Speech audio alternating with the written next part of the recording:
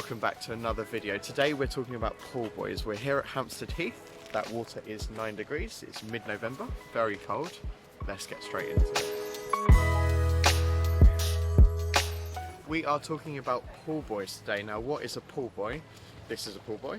They come in various shapes, sizes and colours. You can get unequal ones, you can get equal ones, you can get small ones, and you can get big ones. There are differences between them. I would say it doesn't matter too much unless you are very specifically knowing what you want to target. All they do is they go between your legs and they help you float, so they make you focus on your arms or your pull. So essentially you're going to stop kicking and you're only going to use your arms to move through the water.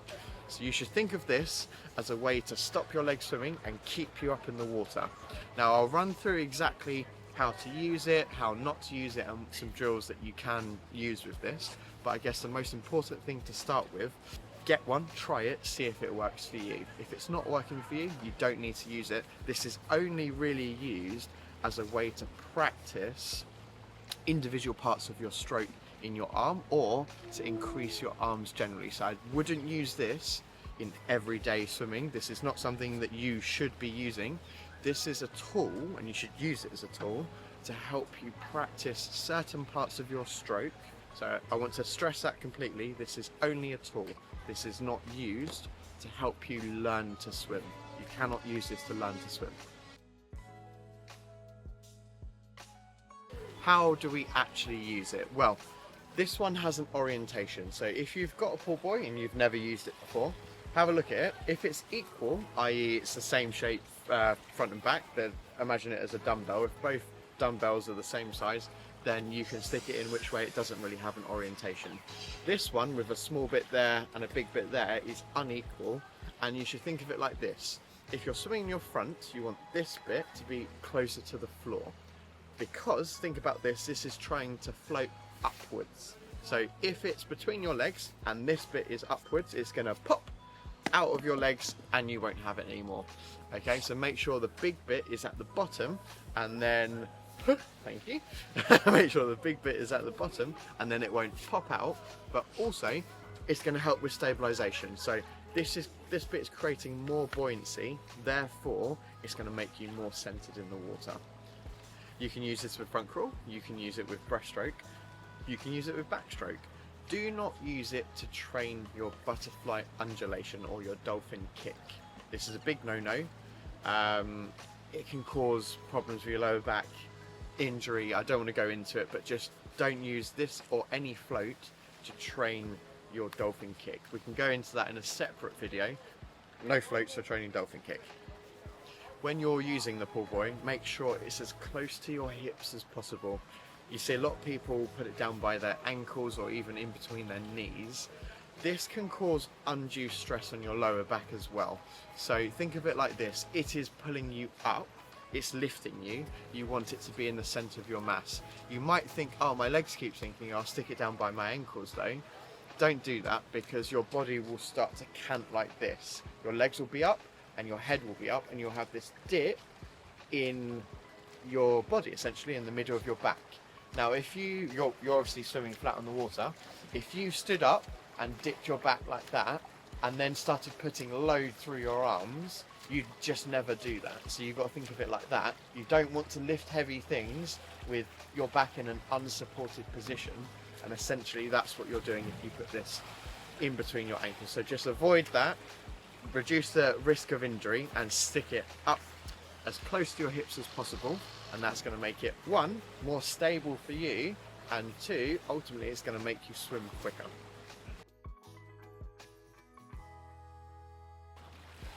Don't cheat. So you bought this for a reason. Stick it between your legs. Don't kick your legs. That's what it's for. I see a lot of people stick this between their legs and then they still carry on kicking. Now, yes, that is going to make it easier to do your swim. It is going to make you swim faster, but that is not why you bought this. You bought this for a very specific reason, and that was to help you train your swimming. So don't kick your legs. I'm watching you. enough of me waffling, let's talk about some drills. So this happens to be a 60-metre pool. We're at Hampstead Heath in London, but normally you'd probably be swimming in a 25-metre pool. You might be lucky, you might be swimming in an Olympic-sized 50-metre pool. So I'm going to give you some distances to work with. We're talking about drills. We're not talking about using the pool buoy to swim for an entire swim workout. That is not how you're meant to use it. So let's talk about the first drill, 8 by 25. Now I'm going to break this down into 4 sections because there are 4 parts of the front crawl stroke. That's what we're training today, the front crawl stroke. So there's the entry, the catch, the pull and the recovery. 4. We're going to go 2 lengths at 25 metres, 2 lengths at 25 metres, 2 lengths at 25 metres and 2 lengths at 25 metres. So that's a total of 200 metres. In this pool, I'd probably be swimming 4 lengths. I know that's slightly more, but let's not get into the maths. Why are we doing this? Well, I'm going to ask you a question. When was the last time you had a chance to slow down your stroke and think about every single part of it? What I want you to do is swim 8 lengths at 70% of your normal swimming speed. The reason why you're doing this is so that you can swim 2 lengths, focusing on the entry. Is my hand entering flat? Am I twisting my hand? Am I reaching as far as I am, or am I actually pulling back? Am I using the rotation of my body to extend and catch as much water as possible? That moves on to the next, catch. Am I doing a high elbow catch? I'll give you a drill in a second to practice this. Is my catch sufficiently allowing me to get my arm in a position where I can really pull that water? So these are the things you can have the luxury of thinking about because you're naturally swimming slower. So I know it might sound a bit boring, but we're doing drills here. Swim at 70% of your normal speed for 200 metres, split into 4 different ways. So that's 50 metres of entry, 50 metres of catch, 50 metres of pull and 50 metres of recovery. I remembered them all. This drill will make you slow down and start thinking about the way that you are swimming through the water. You might not normally do that. Normally you get in, swim, swim, swim, swim, swim, for how much time, and then you get out and you've done a workout. But instead, we're now starting to pinpoint all the little things. So we're using this as a way to analyse our technique. Now you might say that's all well and good, Adam, but I don't actually know what I'm looking out for. So if I do this drill and I slow down, I don't know if I'm doing these corrections. Go look at our videos. We've got an entire Swim Basic series. We're starting to add to our Swim Stronger series. Subscribe to us, it helps you, but I will tell you what you need to look out for. Essentially what I'm trying to say is use this as a drill, not to just swim, swim, swim, swim, but now we are starting to think about improving very specific parts of our stroke. Drill number 2, we're practicing the high elbow catch. What is that? Well, I'm going to ask you in a moment to follow me over to these bars, but let's talk about it for the people that already know. Stick the pool buoy in between your legs, arms out in front of you, and you're going to scull through the water. What you're going to do is try and move yourself forward through that water with only your hands. Now this will let you really think about the catch element of your stroke. So you can start to direct that water underneath you, and naturally you will find, if I turn to the camera, that instead of having your arms flat on the water or having your arms like this, you'll naturally find that to do that and to move forward, your elbow will be higher than your wrist. This is the high elbow catch. So watch me. As I get in the water, I'm going to start to scull, and my elbows are literally going to be higher. Sorry, there's a bee. Apologies for the bee. My elbows will naturally be higher than my wrists. That is going to direct the water underneath me, and I'm going to move through the water. I've explained this in other videos, and I'm sure I'll say this over and over again, but think about the high elbow catch like this. You wouldn't try and climb over this bar with your elbows below you. That's going to be incredibly difficult unless you're very, very strong and you can do a muscle up. If you pull yourself up, it's going to be really difficult. Instead, if I wanted to go over this bar, if I put my elbows above my wrist, I can just lift myself up and over. That's the principle of the high elbow catch. make sure your elbow is higher than your wrist. That's going to let you pull and use your strength to put power through the pull section of your front core stroke.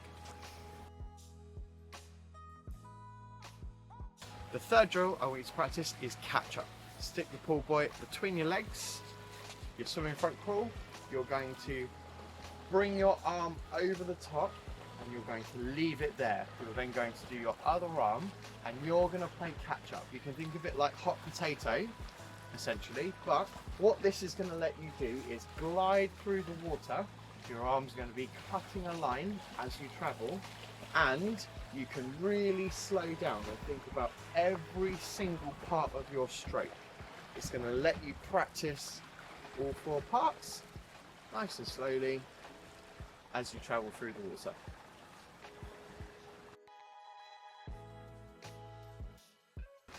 Last drill for today, I'm going to give you an intermediate and an advanced version of this drill. If you're in the intermediate section, make sure you're aiming for that advanced section. So 8 by 50 and 4 by 100. That is 8 sets of 50 meters. So you're going to swim 50 meters 8 times. Aim for a 10-second rest in between the 50 meters. You can stretch up to 20, but try not to go longer than that.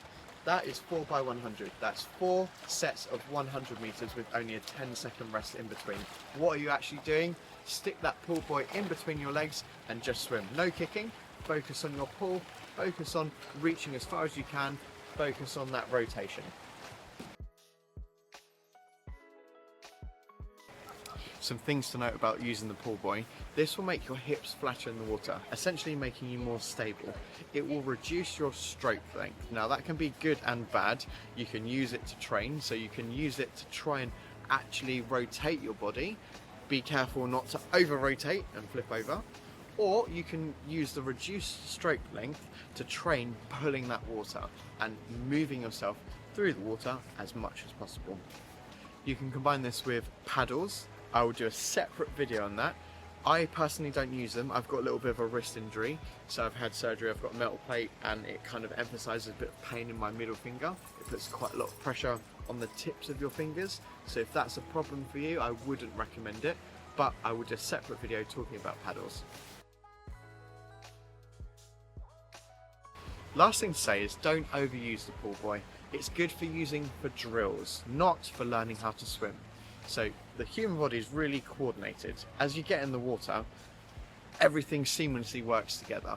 This kind of breaks that coordination. You're stopping your legs from kicking, you're only focusing on one part of your stroke. So it's kind of breaking what we call the kinetic chain, which is a chain of movements that allow you to swim from one place to another in the water.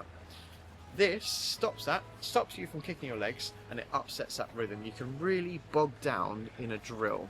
Try not to overtrain one part of the stroke. Essentially, it's very good for here and there, but don't rely on it. Imagine if I had a piano and I only tuned one of the notes. All the rest are now going to sound weird because it was out of tune together. I'm not saying that you're an out of tune swimmer, but the metaphor is that you shouldn't only train one part of your stroke. Use it as a healthy, balanced diet of exercise, essentially. Thank you for watching today's video. I hope this helps. If you've got any questions or comments, leave them below. Please subscribe to our channel. It really helps us, and it helps us to help you. Thank you very much. I'll see you in the next one.